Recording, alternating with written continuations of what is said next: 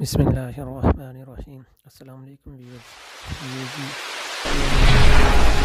दूध वाली माशाल्लाह अच्छा दूध है इसके नीचे, और एक फ़ीमेल है इसके साथ। बकरी की उम्र 8 दांत है और बच्चे की उम्र तकरीबन हो गई है 20 से 25 दिन।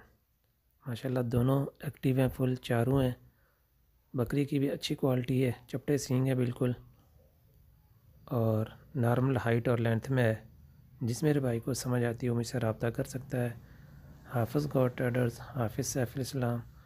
मज़ीद अच्छे अच्छे जानवरों के लिए प्लीज़ मेरी वीडियो को लाइक करें, शेयर करें और कमेंट में अपनी आरा का इज़हार ज़रूर फरमाया करें। देखें जी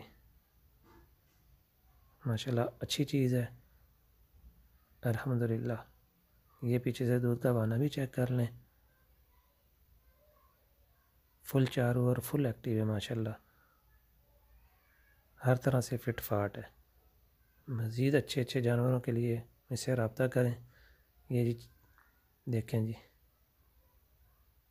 अल्हम्दुलिल्लाह चारों एक्टिव फिट फाट, किसी तरह का कोई नुक्स और ऐब नहीं है माशाल्लाह। जानवर में हर तरह से फिट फाट है।